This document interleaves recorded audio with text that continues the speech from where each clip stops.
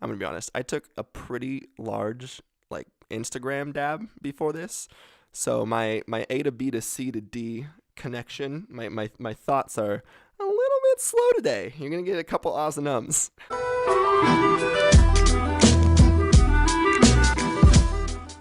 What is up, guys? Welcome back to, I believe this is episode number 9 of Open Opinions.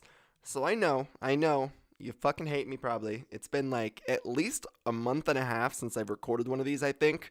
And it's been like 5 or 6 days now since I've actually gotten like anything up on the channel at all.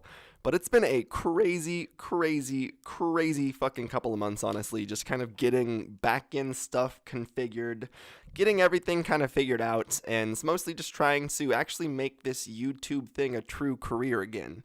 So, like, it takes a lot of upkeep to maintain just YouTube in a whole, and especially if you're doing this for like an actual living. So having like about a year of just like not great mental health and then coming like directly back into trying to create content, usually you have a job when you first start YouTube. It's not like you just like start YouTube and all of a sudden you're a YouTuber and this is your career.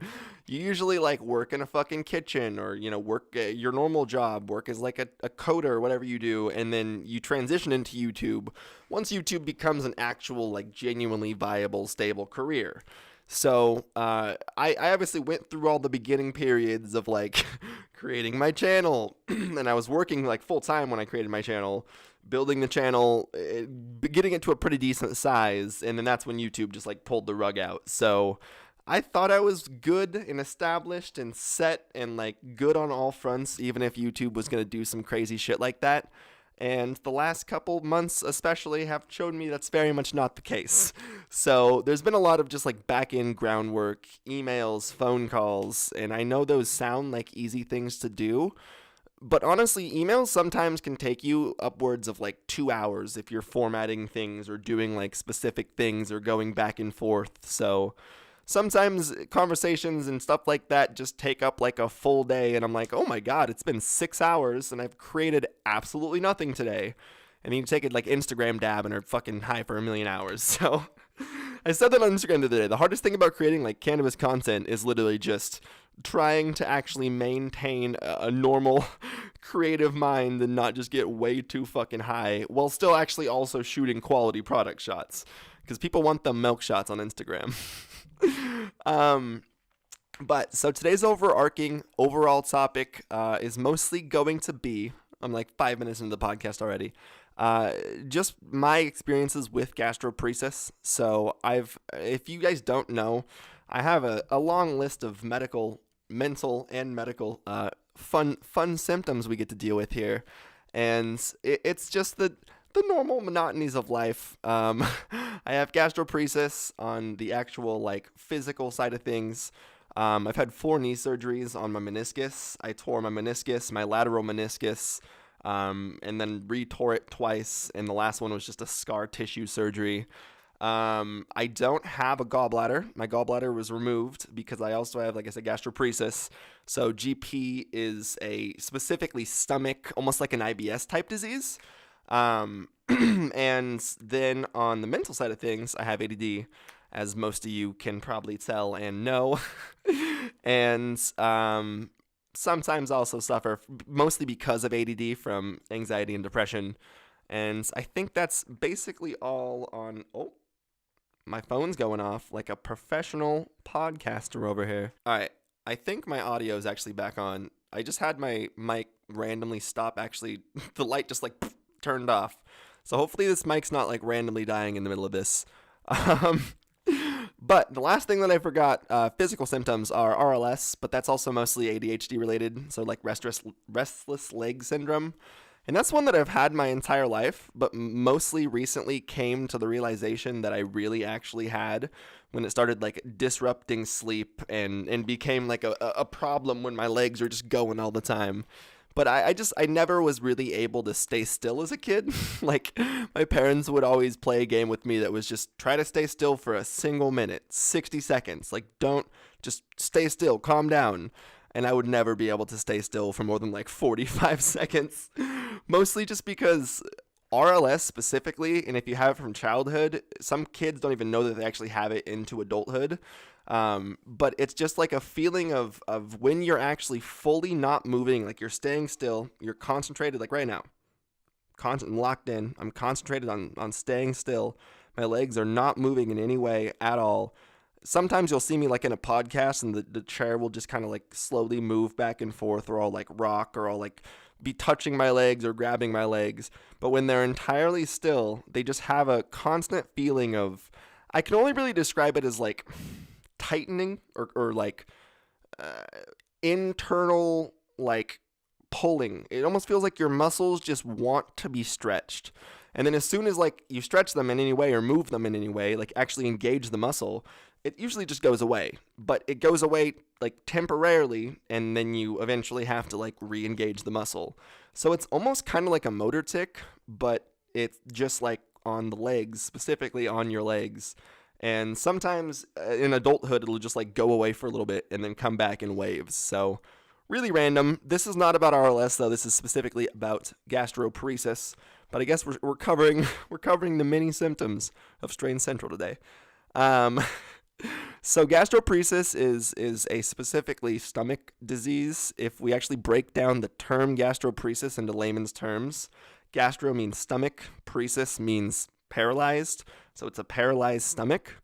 And the way that the disease kind of works is it's idiopathic, so there's not anything that really causes it. But the way that it works is you basically have in your stomach, I'm going to say a word here, and you're going to giggle like a kid. You have a sphincter. You have a sphincter in your tummy.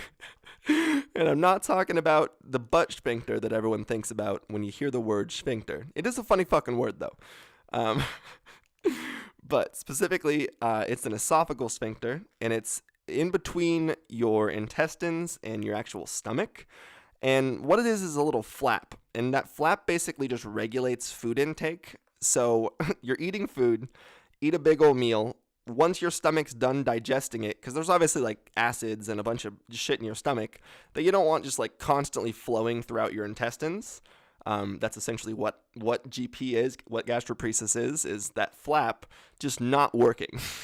So you eat a bunch of food in your stomach. For gastroparesis, one of two things occurs. Your flap is either stuck closed or it's stuck open. So this is going to get gross, by the way. This is not going to be a podcast that's in any way not, if you're medically not super like cool with gross things, quote unquote, probably click off now. But getting back to the nitty gritty here. You basically, when you eat food, like I said, turns up in your stomach. And what will kind of happen is if it gets stuck closed, it will just continually sit in your stomach, and it can even ferment basically in your stomach.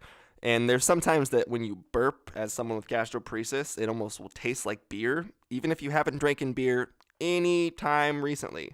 Like if you eat anything that has yeast in it, it can basically ferment in your stomach, and you can like make your own tummy beer. Oh God, that just got really gross really quickly, but it's true.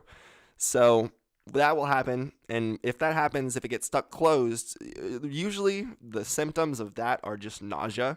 You'll get really nauseous because you'll have acid in your stomach, and if you have GERD or Barrett's disease, which is something that runs in my family, it is like basically just acid reflux. It will, if you're sleeping and that's happening, kind of go up your actual like throat and make you puke. So nausea, vomiting, cramping, a lot of cramping, especially, I guess actually cramping's usually more related with it being actually stuck open, which is the other end of the deal, basically. Other end of the spectrum, we'll say, other end of the GP spectrum.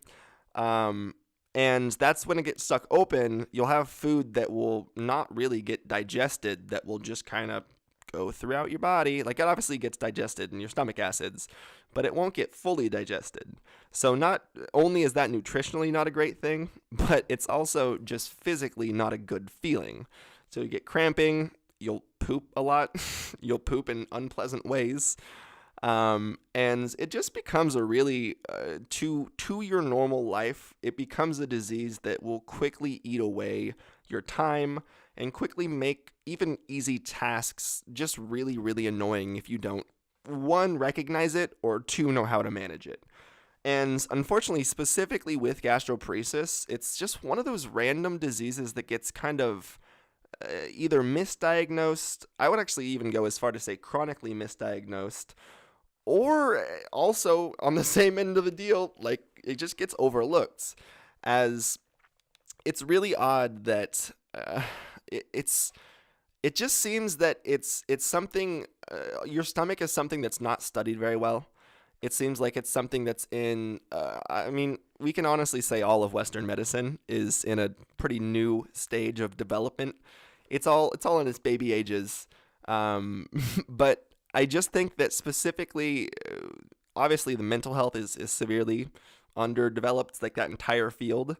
But the stomach and like gastrointestinal community is really just not super heavily studied. So if you have IBD, IBS, Crohn's, gastroparesis, really any specific stomach disease, it's probably something that, one, you're going to get 100,000 different random opinions on. Everyone has their own way to treat it, which is why things like this are actually a really good resource, like podcasts and listening to stuff like this for patients ends up being something you actually get a lot of help from. But two, it also, I'm going to be honest, I took a pretty large like Instagram dab before this. So my A to B to C to D connection, my thoughts are a little bit slow today. You're going to get a couple ahs and ums. Oh, I do totally remember what I was talking about. The second thing is that it gets like chronically misdiagnosed, and it gets either diagnosed or looped into a lot of other things. I want to say I was actually probably diagnosed with 2 other things before I was actually finally diagnosed with gastroparesis. And the test that they actually had to run to fully realize I had GP, I want to say they first either diagnosed me with IBS or just an overarching IBD. So the difference is IBS is very specifically intestinal bowel syndrome, whereas IBD just basically means intestinal bowel disease. So it's a little bit more broad of a diagnosis. So it might have went IBD into IBS into them being like, wait, I think we're still wrong. Let's try to go ahead and remove your gallbladder and see what that does. They removed my gallbladder. That did a little bit, like it made it a little bit easier for me to tolerate fats. And now that I've actually had it removed for a while now, I can definitely tolerate quite a bit more actual fat. But the final diagnosis was not until this test where I went in and had to eat literal radioactive eggs. So imagine just like showing up. It was ridiculously early. I don't understand why half of these doctor's appointments for shit like this, it's never like 1 p.m. It's always like, yeah, we're going to have you come in at 4:30 a.m. Just like, why as a radiologist do you even come in close to this as early? I feel like maybe there's like some kind of weird thing we don't know about where radiation doesn't affect you as badly if it's between the hours of 4 a.m. and 9 a.m. Either that or most of their patients are 1,000 years old, and that's where they have to really cater most of their resources to. So the 1,000-year-olds are making sure to get up at 5 o'clock. You got to make sure to capture the day. But I went into this fucking machine, this like random machine room, and not only was I kind of like nervous because I always just like getting x-rayed means you're willingly getting exposed to radiation. So like that's already something I was a little bit nervous of. But I specifically had to eat these radioactive eggs, and she said the word radioactive so many times just to drive the point home that I was eating radioactive eggs. And then also swallow this like little capsule that had these little Cheerio looking motherfuckers in it. And what that did was apparently allow them to kind of like separate. They could see I don't know if it was radioactive rings or radioactive eggs. I don't fucking know. But they could see somehow a differentiation between the radioactive eggs and the Cheerio motherfuckers. We're just going to go with that for medical, scientific terms. So I don't really know why I like didn't do that early on. Assumably, they want to try to diagnose you before you eat, radioactive eggs. Like on the really early end of the scale is going to a doctor and getting your knee hit with a hammer. And on like the super like far end of the scale is eating radioactive eggs and getting fucking Star Trek inserted. I basically like machine fucked a tube that I was like also semi claustrophobic of. Actually, that's not even what they did. I'm thinking of my knee surgery. For that surgery, it was even worse than that because I'm pretty sure I at this time had like just started smoking weed.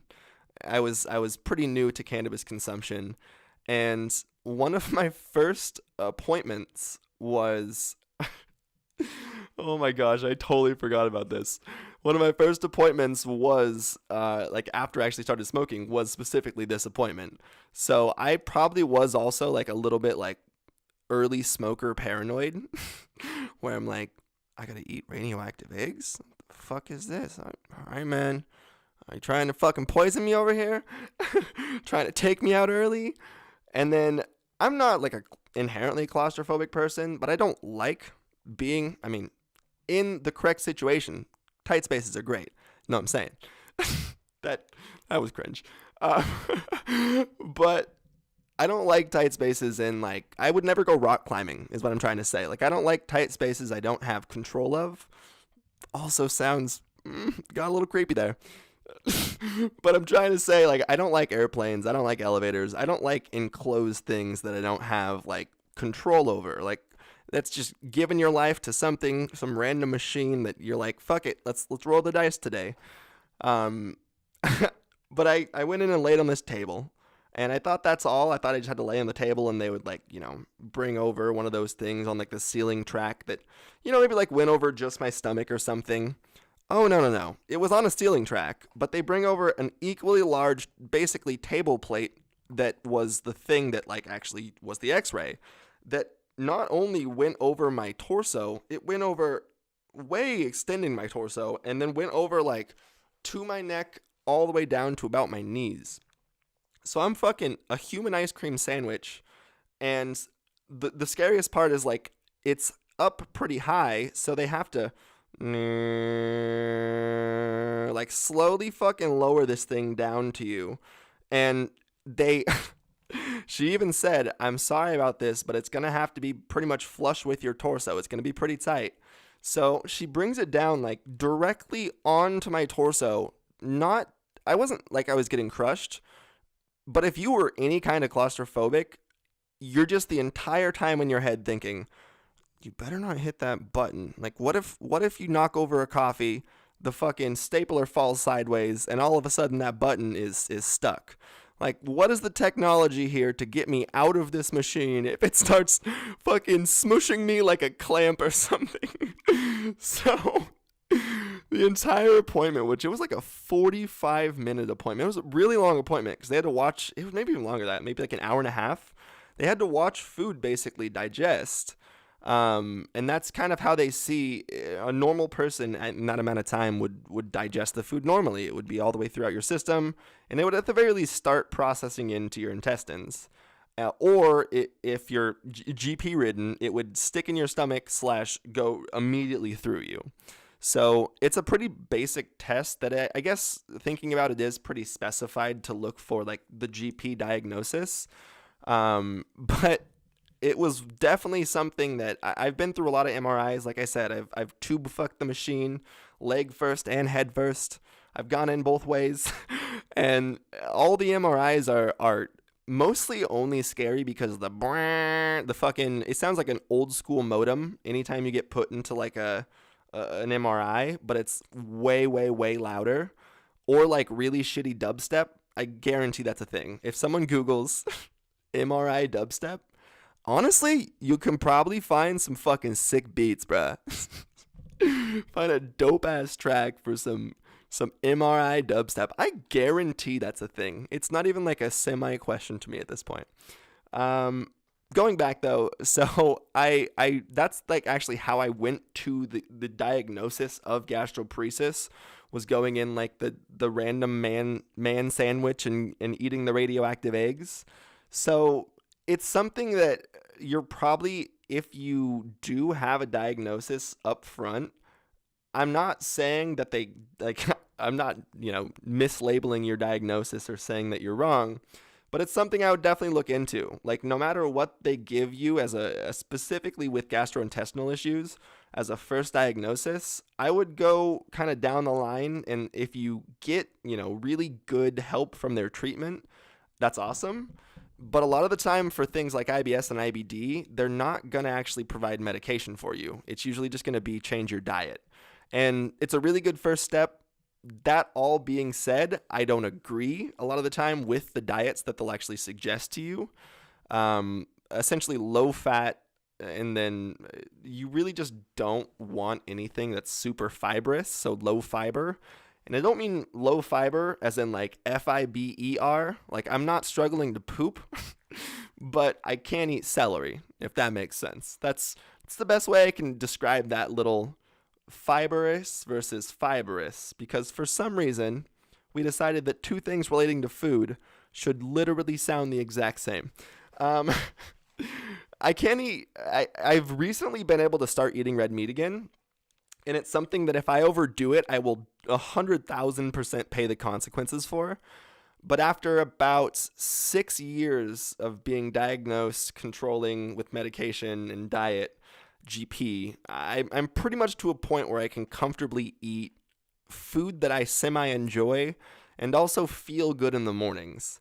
So that's like one of the main shitty things with any gastrointestinal diet is these low-fat, a lot of them are just really high-carb and highly processed diets that realistically make you feel like shit.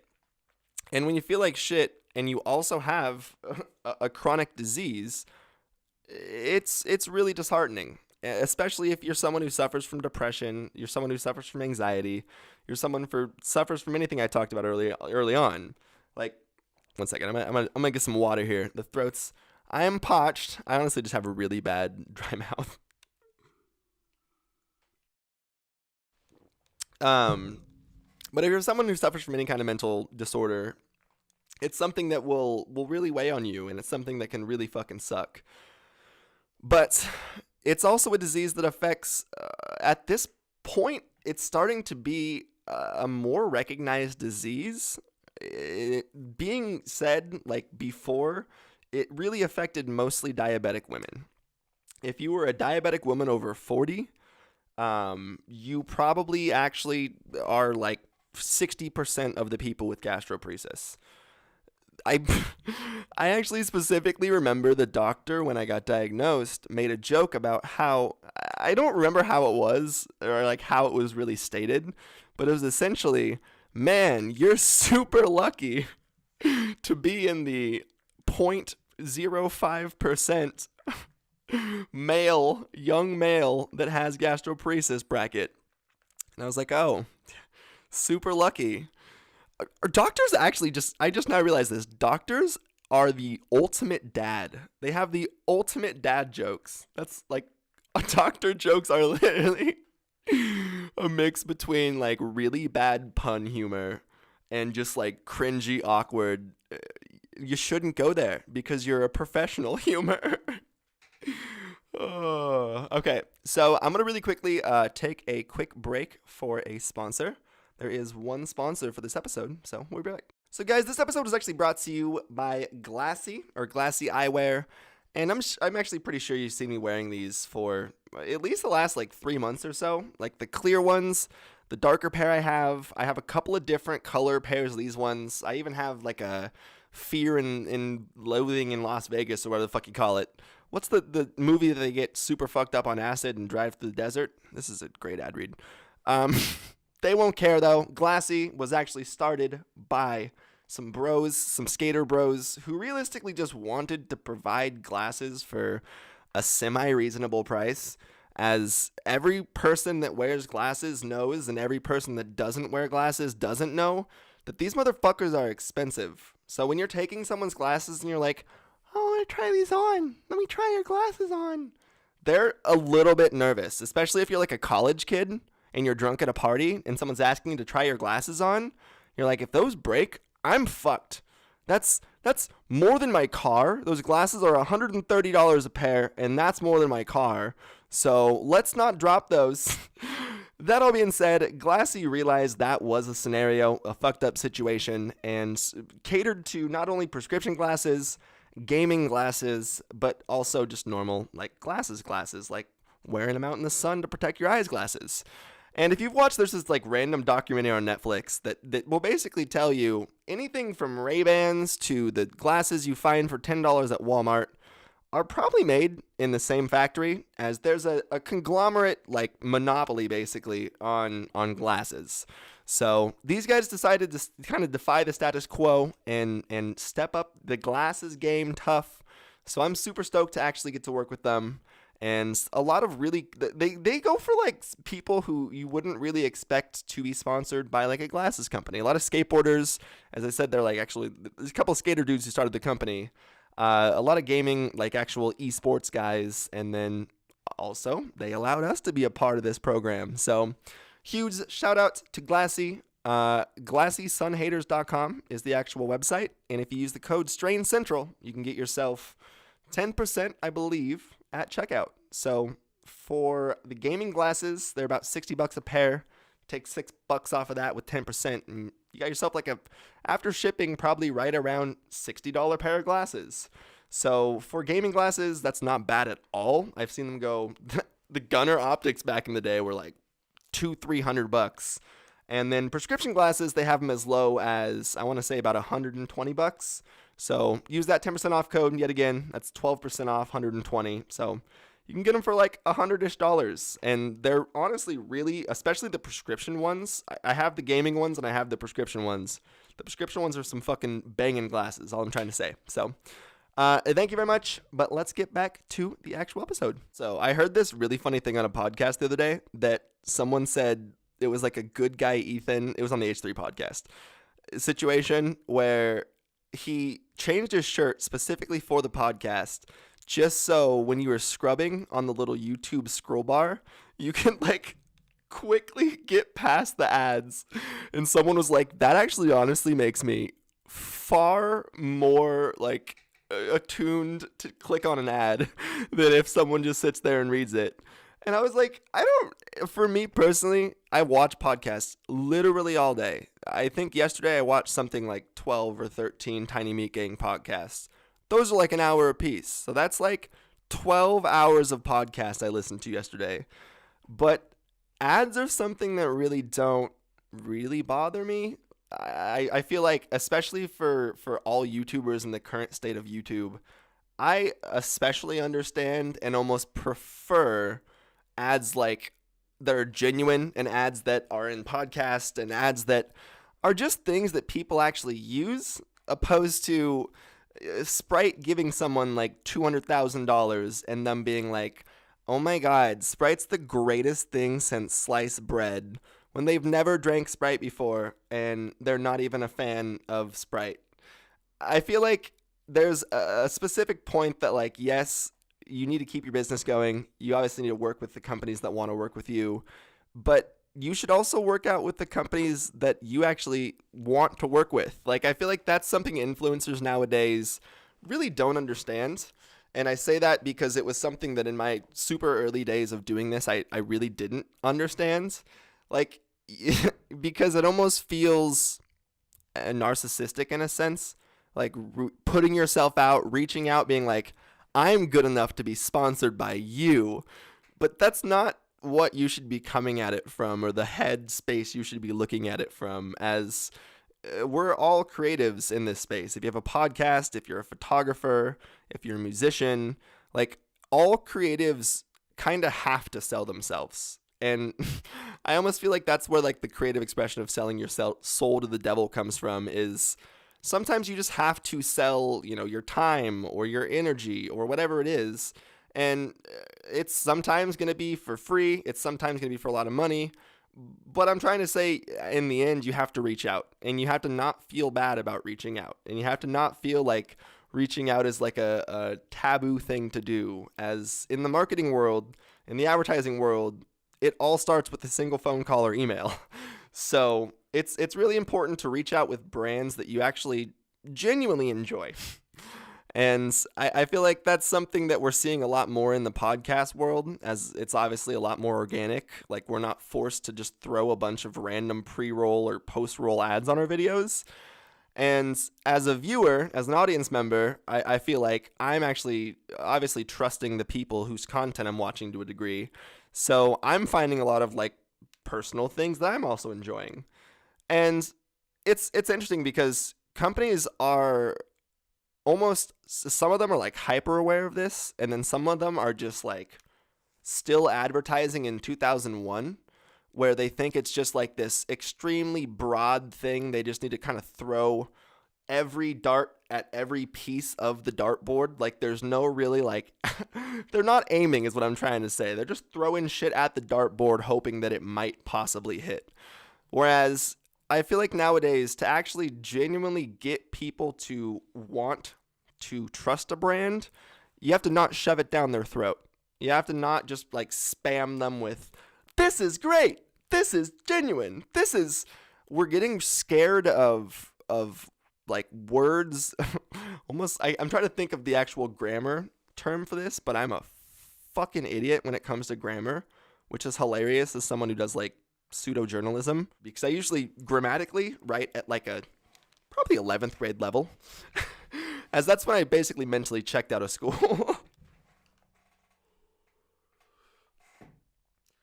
Whoa, see, must be a fog storm or something in here. There's a breeze coming by. Okay, I think my camera's back on. My camera just died. I also had to take care of some other business there. But I was talking about targeted marketing and like the world of advertising, as that's been something that I also have worked in for the last long time. So I just feel like, I don't know, brands are, like I said, some of them are like hyper aware and they're doing like the almost like Wendy's Twitter. Bro, we are one of you. We swear. It's lit. And then the other like random it's like old people Twitter or old people Facebook. The other road is just terrible, missing every single kind of mark. No one is even kind of interacting with it kind of advertising.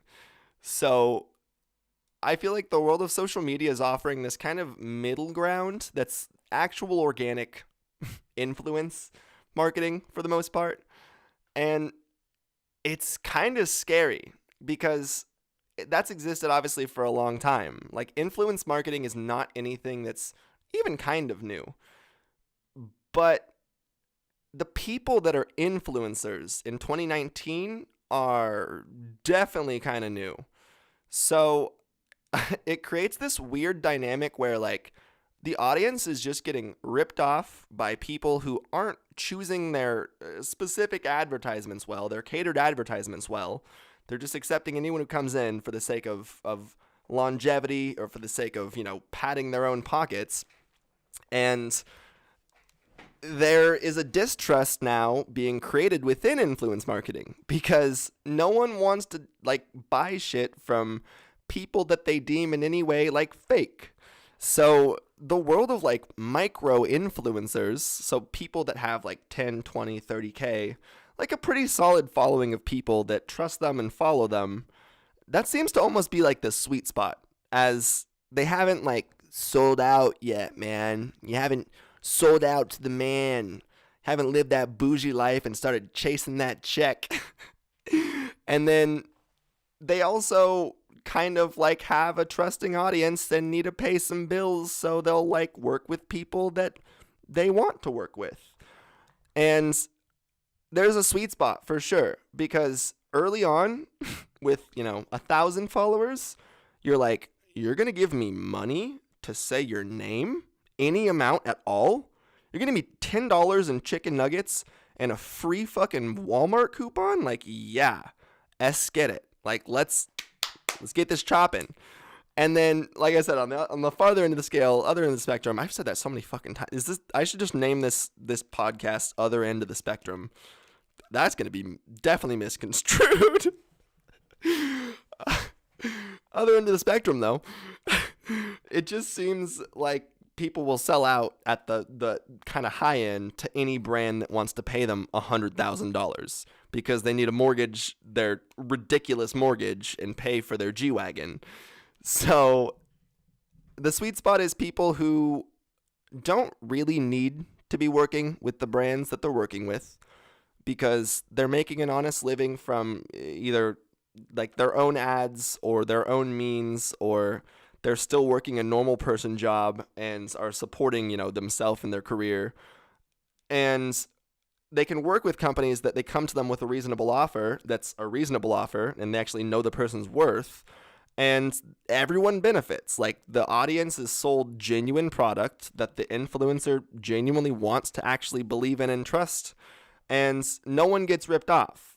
So the reason that I think there's so much distrust is on these two ends of the spectrum, or when the, cushion gets pulled out from anyone who's in essentially an artistic position and they become like a struggling artist, the integrity starts to kind of fade away, or the integrity isn't quite built in the first case. So it's weird, especially in our community, in the cannabis community specifically.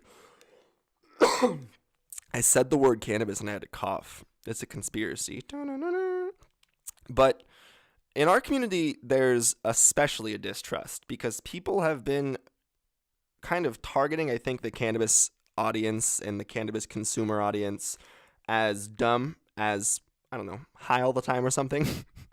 And they realize that since it is still kind of this legally gray area that is just now getting into mainstream consumption, that they can get away with a lot more than they could in other actually regulated markets. So if someone's trying to get into either the tobacco industry or the cannabis industry, and they're just looking to manufacture some shitty product that barely even works, and, it's just not actually a good product, you can't legally have someone send back let's use a vaporizer as a specific example for this, because I'm just going to say super vaguely as a product, let's use vaporizers. So tobacco vaporizer, someone could potentially send that back after tobacco's been put in that vaporizer. Like, that's not a federally illegal substance that you can't mail. Whereas you have a cannabis vaporizer that breaks. If it's not under warranty, even if it is under warranty, they can't send it back. Like, there's no exchange of materials after that's been used one single time. So not only that, they also assume a lot of these people are operating in states that aren't already legal. So, and it's just a culture so rooted in, not tattling. Can't be a snitch, bro. Snitches get stitches, bro. Which is true to a lot of degrees, but not in this degree where you just got fucked in a business deal. So I guess I can't say business deal, consumer deal.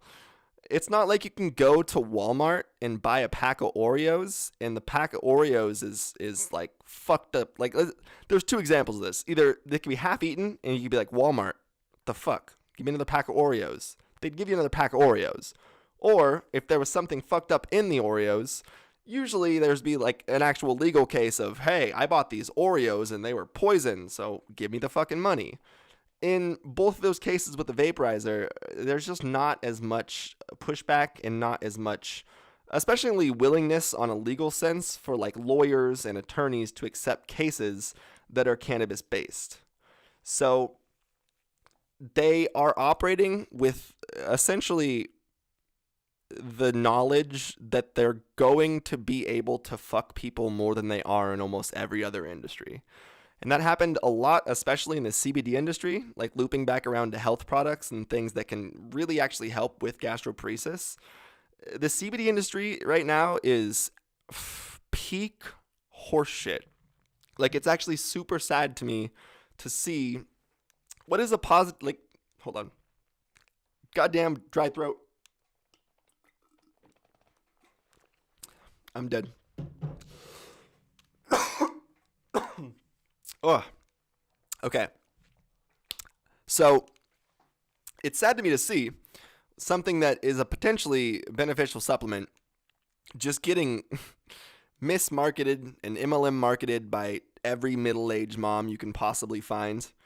It's essentially the Mary Kay of 2019 is any CBD company. I guess I can't say that's a rude blanket term. I retract that. Are some of these CBD companies, I'm going to go as far to say most actually. I can think of off the top of my head maybe 3 to 5 CBD companies that I really trust. Buy Legal Meds is definitely one of them. I can't think of that actually. Cloud9 CBD and Joe Vargas is like the go-to for me. Not sponsored by them, haven't received anything from them in a long time, but anytime someone actually suggests or is like, hey, when can I get like some good CBD? Like, go to buylegalmeds.com, go to Cloud9, because I just know that he sources genuinely quality CBD. I trust that Joe knows what he's doing in that sense. And like, yes, he's making really good money because he's running a really good business, but he's not undercutting and selling shit product. And I have, at the early days, and even now today, have fine-combed all of their products and a lot of CBD products with literal loops. I don't think I have my jeweler loop on the table right now, but I think it's literally right there. I look at like all my weed specifically with a magnifying glass, with a black light, with an actual light, just to really make sure that there's not shit in it, there's not mold in it. I don't say shit as in like animal shit. Gross fact for anyone that smokes weed. You've probably smoked 1,000 times more bugs, hair, particulate matter, animal shit, seeds. The list goes on. The list is excessive. You've smoked a lot of gross shit. Even if it's the cleanest, most fire quality indoor from a, fucking perfectly packaged, sealed environment dispensary, you're still 100% smoking some kind of contaminant. The process from growing to packaging to getting to shelf to getting it home, opening it, exposing it to all the environment of your home, packing it in a bowl with your hands that you probably didn't just immediately wash and smoke, you're exposing that to a lot of shit. And especially judging samples for basically every cup that I've judged, looking at 150 consecutive, or some of them were like even more than that, hundreds of consecutive samples of cannabis, I want to say 75 out of those 100 had some kind of major, just like shit that you would probably be grossed out to smoke, but are almost guaranteed smoking every time you're smoking. Either insect carcass, insect leg, insect poop, web.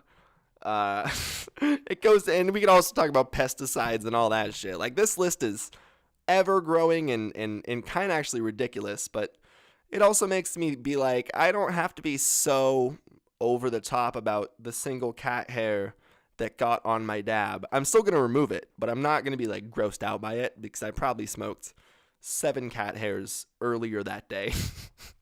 Especially if you have cats that shed literally at all. But I've found mold in CBD weed in popular CBD brands. Recently, I found mold in popular CBD brands. I think if you go on my Instagram, it's maybe like 9 posts or so down. And it was just the grossest Botrytis outbreak, which is a microbial mold. And it's just a fucking gross ass mold. Actually, it might be a fungal mold, sorry. That will like basically melt your trichomes. Like it it will take your trikes, your healthy, fucking clear, beautiful trikes, ripe trikes, and will basically actually melt them. Like I can't describe it under a microscope other than it just being like actually like melting off itself. So this mold, and we all know that trichomes contain essentially all the good shit that we want to consume in cannabis. So this mold literally not only will, if you're not like super great with your health, if you're in like a shitty health state, it's potentially something that's going to be damaging to your overall health. It's going to infect, I think like mold spores will basically stick onto the insides of your lung and can cause like bronchitis, can cause some really nasty just lung infections. So it's not like you smoke a little bit of botrytis and you're fucked, but if you consume botrytis and like it was your entire crop and you just smoke that crop continually, and your health is not great, your immune system's not in a really good place, there's a really good chance that you're going to not be feeling that great afterwards, and potentially you're going to be taking a trip to the hospital for lung shit. You're going to be coughing up phlegm, you're going to be just maybe even struggling to breathe at times for some people. So it's not something that's fun that you want to be consuming or dealing with. And like I said, I've found that in some semi-popular CBD brands. I'm gonna buy a couple more samples of that one. I'm going to comb them over a few more times because I know a lot of people are gonna say, "Oh, why are you not releasing the name, bro?" Legal issues. It was like February 18th. We're only like 6 weeks into the year, and I almost caught my first cease and desist this year. So 2019 is what I'm trying to say, going to be a great fucking year. And people in the cannabis industry are quick to pull that cease and desist trigger. They're like, "Oh, you slandered my company by having any kind of an opinion at all? Well, here's a cease and desist going your way. You influenced 18,000 people to have that opinion." It's like, no, your product kind of spoke for itself. I just showed people a very valid, just like thing that I happened to find. And with the peak thing, I got a couple of comments on that video, which were really funny and contradictory. That were, I think most of them were almost like comedically doing it, but they were like, "This guy's journalism fucking sucks," which is funny for that video because the peak video is the one that I broke quick. Like, I broke that like basically the day it happened because I had a subscriber hit me up about it, verified everything, verified the company that was actually going about the suit, and then posted about it. And the guy in the comment was like, "This guy's journalism sucks. He didn't even like say who was doing the lawsuit. He said the company that I said in the video, he's like, this is who's doing it. It's not fully in process yet. This is where you contact them." And he linked the literal same link that I had in my description. Like, I don't know if he copy pasted the link and just made a ridiculous post like that on purpose, or if he really genuinely was just that confused. But that's YouTube comments in a nutshell. It's just like, "This guy's fucking shit sucks because I didn't listen good enough, so here's information that he already provided you." That being said, it's something that I think people need to talk about more. That's really important, especially if you're in, this involves personal social media as well, but if you're in like the social media game, that sounds so fucking lame to say. "I'm in the social media game, bro. What do you do for a living?" "I'm in the, living that fucking social media life. I'm out in these social media streets." So ridiculous. I almost feel like the word influencer has that same connotation. What I was trying to say is we have to kind of try to hyper focus on the positive if we're in a social media setting and if we want to have a healthy mental state. Like, no matter who you are and how much you say the negative things won't affect you, what your mind, every single one of our minds, tends to do is see only the negative in situations like this where you're like putting yourself out creatively. Art critics have been doing this for a long time. Artists, everyone can fucking love them. They can be the most adored people ever. And now one dude who's standing at their painting like, "I don't like it. I'm not a fan." They're gonna be like, "You motherfucker, why don't you like it? I don't like your opinion." Like, they're not looking at the 6,000 people that are like, "Oh my God, look at this beautiful piece of art." So it's really important to try to just almost not pay attention to the negative. And I'm not saying like entirely ignore, because that just almost comes off as fake. Whew. The day that's I don't have to reset my camera 6 times during a podcast because the card's full, it dies, or what's the other one? Oh, has a 29-minute little like timer thing that just shuts off every 30 minutes no matter what. That's going to be the day that it's not a true Open Opinions podcast. Like, we'll have made it we're too bougie at that point. We're making it too good. As I was saying, though, I just think it's really important for us to not hyper-focus on the negatives. And especially as like an influencer, or if you are just a person on social media with ADD, it's really easy to hyper-focus on the negatives, which will lead you into depressive states and states that are just not great. So I think that's it's especially as an artist, as a creative, as people in social media positions. Obviously, the reason we're doing what we're doing for, I'm going to say, most of us. I'm throwing out too many percentages this podcast. This is the percentage podcast. And I think that most of us are just in like states that are not always the greatest when we even start doing this. So even though this might be something as a career or as a hobby that pulls us into, like great states, like, oh, I love my job, I love what I do, we're all riding a thin line. And the reason we are doing what we do is to get some like validation on our creativeness, or, seeking something. So it's something that as a creator that has any kind of mental issue, if you don't realize you have a mental issue, that's also probably pretty common on the creative side of things. You just like over channel all of your time. That's a new word. Time and attention. I just mixed the words time and attention. A time. You put all your time into specifically just stressing and like making stuff because you feel like you need to try to like validate or whatever the fuck it is. But I think there's been a lot of just openness in the Twitter, YouTube, Vine, is the TikTok communities lately about how mental health really should be addressed openly, not only from a young age in school, but also from just a side that everyone has a lot of struggles. And every time you hop on social media, you're really only seeing the best of people.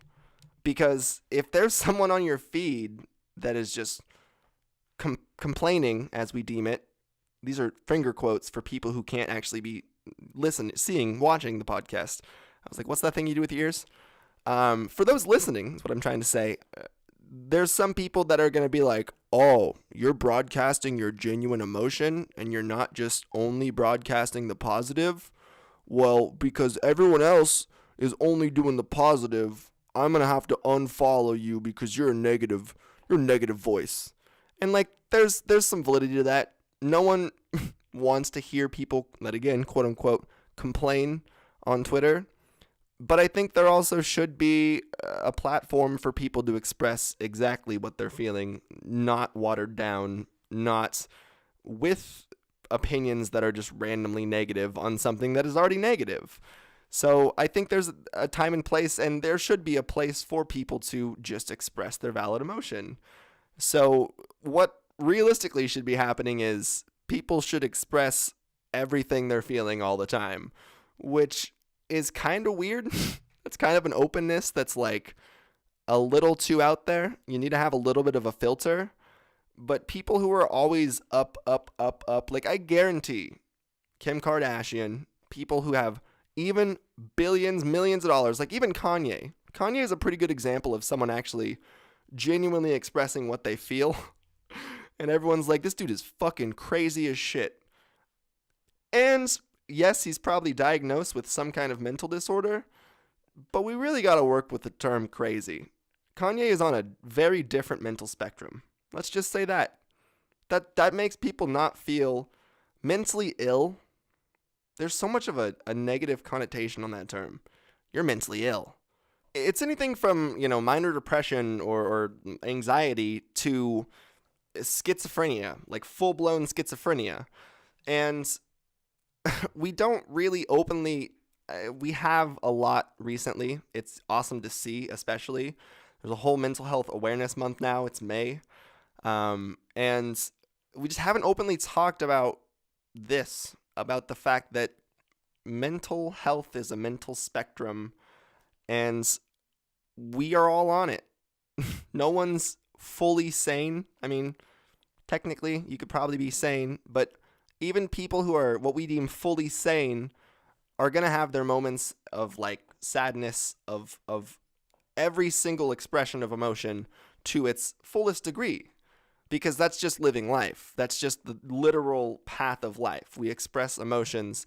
If you're not expressing emotions healthily, you probably have some kind of mental disorder, mental illness. And that could be from trauma. Probably is from trauma. So I think that like the openness is a necessariness that people are not really at this point willing to fully accept.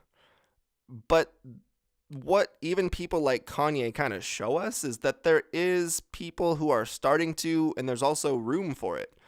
And I know some people will look at Kanye and follow him like foolingly, mockingly. And yes, some of the shit Kanye said is fucking ridiculous. It's off the charts. It's off the wall. I personally think some of the stuff Kanye does and says is for more publicity than things that he like really always thinks. I think that he thinks them, but I think his mind thinks in terms of what is going to get the most attention, not what is the most rational for me. Because he's been an influencer, if we want to use that term, for fucking ages. So, and he knows what does well. He knows what gets publicity. He also is marrying a fucking Kardashian. So, married to a Kardashian. So, like, yet again, someone who knows how to manipulate media super, super, super well. And I almost feel like the Kardashians just took Kanye and were like, well, you already have kind of a crazy persona. So we're going to try this like brand new form of marketing that's just like, say whatever the fuck you want marketing. Kanye, we're going to actually let you have your phone. It's not going to be a team of 400 people running it. Just like, I guess we could say Trump's probably the same way. I don't want to get political. I know you did not come to this podcast to hear about Trump, and that's something that I almost always make a guarantee I will not address, but kind of the same thing. Like, instead of having a very specifically publicized team that checks every single thing you're writing, it's just like, here you go. Here's a phone. You can use this while you're shitting. You're the president of the United States. You probably at least twice a day use that phone from the presidential toilet to broadcast to your entire country. But go for it. Fuck it. You don't need any verifications at all. I legitimately don't think that team even has a single process that Trump goes through. I think that he's sitting there fucking 10 o'clock in the morning, like coffee cup in one hand, just random tweets on the other, Fox News playing in the background on his like gold toilet, and he's just fucking firing away. Whatever comes to mind, first thing that comes to mind. I'm not saying Trump isn't on Adderall, but I mean, he's definitely on Adderall. Come on. If he's not on Adderall, it's a different stimulant of some kind. I have not met almost anyone of that age that is that active, that like just actively energetic, let alone the president of the United States. So it's definitely an amphetamine. All I'm trying to say. The FBI tomorrow is going to be like, sir, we heard your claims. We don't like what you're talking about. We're going to have to take you out. This literally got nowhere so quickly. We spent the first 40 minutes talking about legitimate medical illnesses and how they impacted my life. And are now on to Donald Trump taking a shit, tweeting. So I'm going to get into... I'm going to definitely... If I title this... I was going to title this something about cannabis and gastroparesis. But I feel like realistically, only probably 10 or so, 20 minutes maybe, of the podcast was really actually about that. So I don't think I can... We're going to have to use one of those other random clickbait titles I threw in there. Oh my goodness. I over the next few weeks am gonna have quite a bit of content actually coming your guys' way. So I set up a dab station like right off camera right now. It's basically what my camera's sitting on. And that's gonna be really fun to actually try out some kind of old school. I'm gonna do some challenge videos, but I'm gonna do challenge videos in a way that's not just like excessively consuming and like looking childish. I wanna like make more almost kind of like the cheese videos, like actual new age, I guess, YouTube comedy. I got that came off as, I hate myself for saying that. At least I didn't say Instagram comedy. I guess YouTube comedy is a little bit more respectable, especially if it was like 2010 and I was like Kyle or one of those like early Instagram comedians. Instagram comedians? My brain just, I do that all the time. I think it's my ADD. I just like randomly flip flop fucking different words. It's the worst. But YouTube comedians used to be phenomenal, and now it's trying to, for the most part, just exploit their girlfriends. Like, oh, girl in the shower, haha, the doorbell rang and you didn't have clothes on. What? How are you gonna get it? Did you get the joke, guys? It's because she's naked and she can't get to the doorbell in time. Like, that wasn't even a fucking joke. Whereas back in the day, you had like Kyle and his friends. If you have not seen Tripping, it's called like DXM. I think it might just be called My Friends and DXM. Look up DXM Kyle. Just go on YouTube, DXM Kyle. It's the funniest fucking random 6-minute sketch that I'm 100% sure is probably entirely improv. And it's one of the things that I think almost for sure got Kyle onto SNL. Like, I think that was the clip that they watched and they're like, we need him now. So I'm a huge fan of all of his work, like all of his older work. I just don't think there's much of a Instagram comedy world, but everything works in waves. So maybe genuine sketch comedy is actually coming back after the podcast wave dies out. I don't know what all the dads with podcasts are going to do, but you're going to have to start making 30-minute vines, but for YouTube. YouTube's going to start, instead of the current, like, really long algorithm, like, it favoring longer videos because people watch them forever, like podcasts and stuff like that, it's going to quickly turn to people accidentally clicking on, like, a 30-second Vine video or, like, a really quick video that they can just get people to cycle through pages and just send them through ridiculous ad loops. And, like, everyone's going to post 6-second videos. What's up, guys? I hope you have a good day. Peace. It's going to be called, like, Chilling with My Homies. That's an idea for an entire channel. You can just make 10-second videos. Be the easiest YouTube channel ever. And today, that would probably be considered a meme page. So, you got yourself a fucking, at least a $10 idea right there. You're welcome. Alright, this is going nowhere quickly. I said that like 20 minutes ago, and it's still gone nowhere. So I think I'm going to call this an episode for now. I also am almost over an hour, so I just keep staring at that little sidebar over there thinking, this is going to take a long time to actually get exported. As this DSLR footage is really clean, but I need to find a better way. I might start doing it with a webcam soon, once I get my computer back up and running. So I know there's at least a couple of like actual camera nerds out there that can hook me up with some information. I honestly probably won't have the funds to pick up anything like that for at least a few months, but I have a lot of things on my podcast wish list. I want to get an actual Shure mic, get this sounding a little bit cleaner. As with all this sound foam and getting a couple more things in the studio, the sound's definitely a lot more deadened, so it actually sounds good to people like listening in a car. It's not like, hello people, this is the NPR podcast. Why does NPR have such bad audio? It's only some podcasts. All right, so I'm going to do one more quick thing that I just realized. I was just about to end the podcast. I'm going to pretend like I didn't totally just try to end the podcast and then forget that I had a really important topic to address looping back around from like 40 minutes ago. So one of the main things that I needed to actually get into specifically regarding gastroparesis was some of the things that I've used and done to actually treat my own. And like I said, a lot of the things they're going to suggest to you at the beginning, and this is all as I stated 50 minutes ago, it's such a subjective thing. It's honestly such a new field of medicine that it's gonna be something that also it's like weed. It works differently for everyone. So I'm not saying stop what you're doing to try what I'm doing. I'm not saying what I'm doing is the only thing that works. I'm not saying it's gonna work for every single person. But it's something that I think at least a couple of people could hopefully potentially benefit from. And that's the most important part. Like, I've definitely picked and chose from forums, blogs, videos, my plan to treat. So if I can help anyone to actually get an upper leg on this is definitely something I'm more than willing to offer.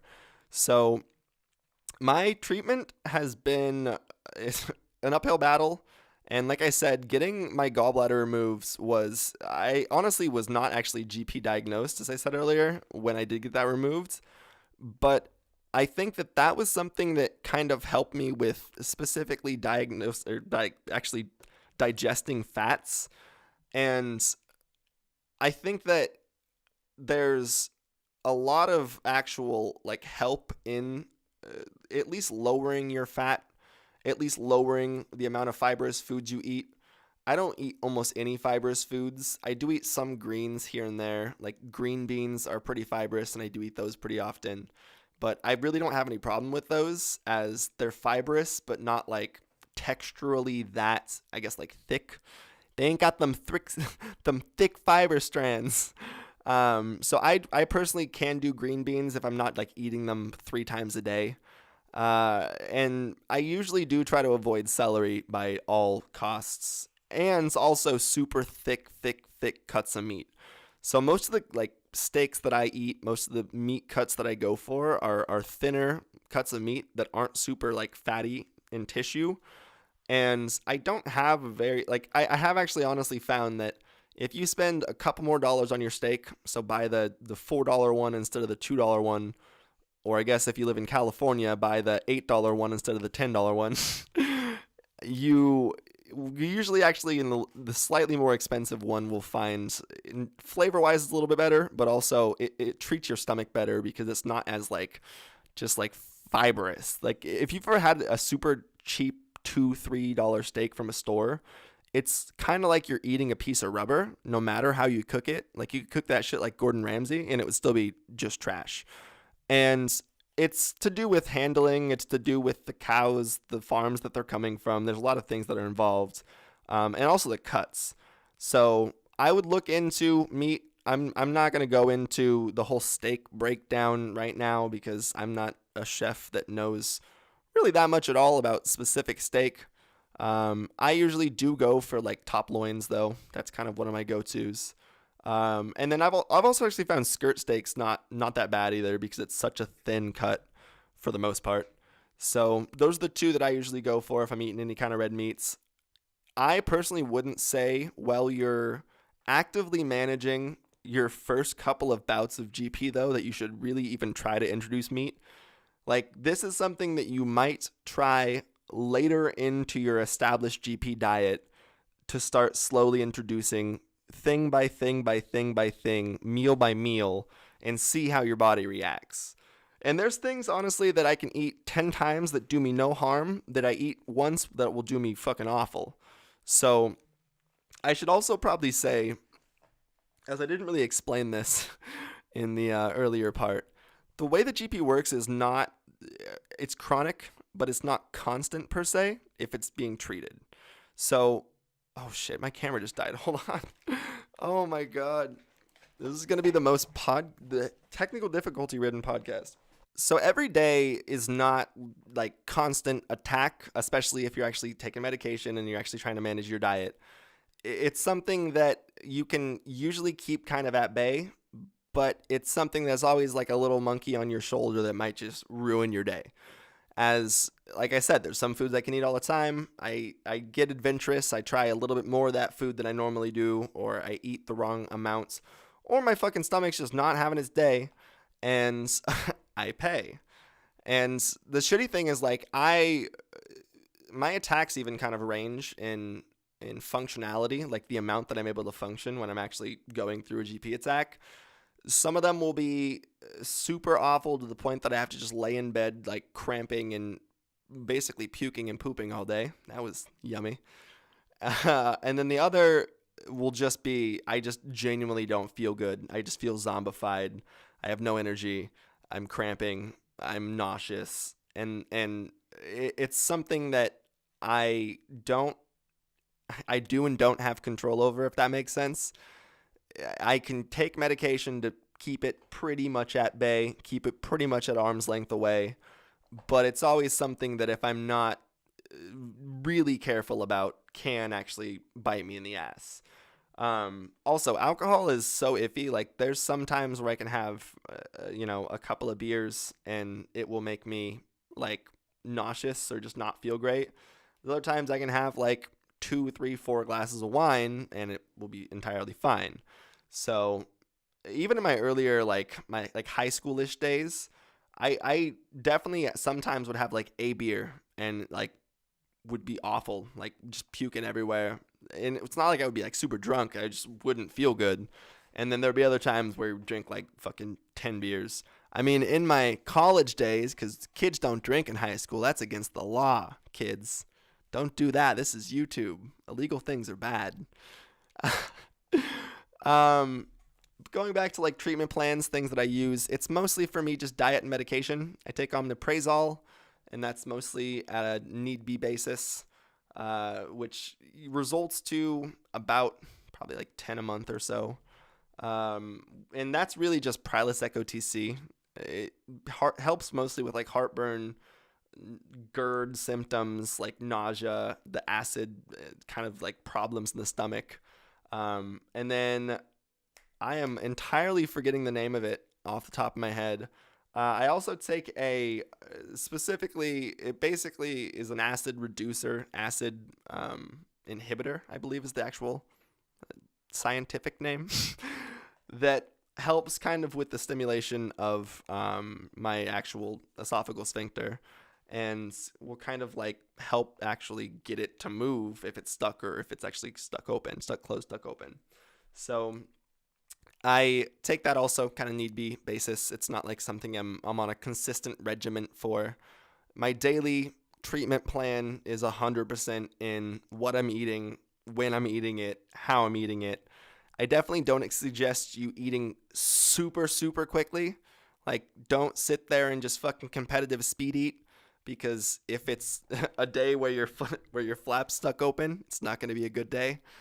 And then also, if you eat like large amounts of food, yet again, that's just all the time with GP a terrible idea, because it's going to 100% almost cause your esophageal sphincter like discomfort and like will cause it sometimes just to start fucking up. Like, it'll cause a literal attack. So it's something that if you eat large amounts of food, know you're going to pay. It's okay to occasionally eat, portions of things that might be slightly fibrous or might be slightly fatty. But for those, you have to eat very small portions, know your limits, and don't exceed them. So especially if you're choosing cannabis specifically to treat gastroparesis, be aware of the munchies and actually try to control them, because that's definitely going to be an issue. I think that's about all I have on the top of my mind right now. Also, diet and exercise is important to add on to diet. Definitely try to get running. Try to get your body into some kind of good shape.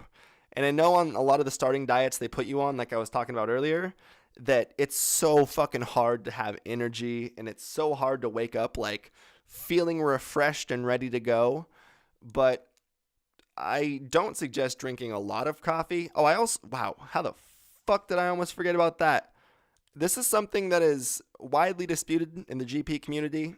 There's some people that swear by it. There's some people that can't drink even a single cup, and that's coffee.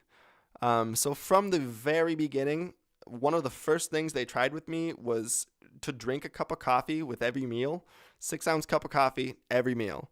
And it worked phenomenally because it like stimulated my esophageal sphincter in some way, as it's a diuretic, and it also, I think, maybe just like helped some way digest my food and got my like system stimulated enough to actually get me to digest most of these things semi-healthily. So when I started actually introducing coffee specifically into my daily diet consumption, that's kind of when I really started to actually regulate all of my symptoms. And I almost always do still drink coffee every day, pretty much with every meal, but it's not as consistent anymore. I really mostly just make sure to do it with my first meal in the mornings. Or if I eat like bigger meals as well. So I also don't suggest drinking it on an entirely empty stomach. Maybe have like a small piece of bread, a couple of crackers. Saltine crackers are definitely going to be your friend. So have a couple of those and then you can drink coffee way, way easier. Okay, I've been rambling fucking forever though, guys, and I have a bunch of shit to do this evening. So I definitely hope every single one of you, like I said earlier, enjoys. I hope that you are all having yourself an absolutely incredible day. I hope that you maybe learned something, took something actually helpful from this, or can pass this on to someone in your life in some way. And I will more than likely be back probably actually soon. Maybe not, probably not tomorrow. I had a topic coming up. I also have, hopefully within the next 2 weeks, we'll be actually doing a debate with the guy who was actually on Joe Rogan's podcast for the weed debate. So I'm in the process of actually scheduling stuff with Alex right now, and I'm hoping to kind of get the scientific side. I guess he's not really technically a scientist, but I guess we'll say more well-educated side of cannabis opposition and how it can affect your negative mental health or mental health negatively. Okay, guys, have a good one. I love y'all. Mwah. Had to do a little bit of homage to your mom's house there. Mwah. Love you, Julia. All right, guys. Peace.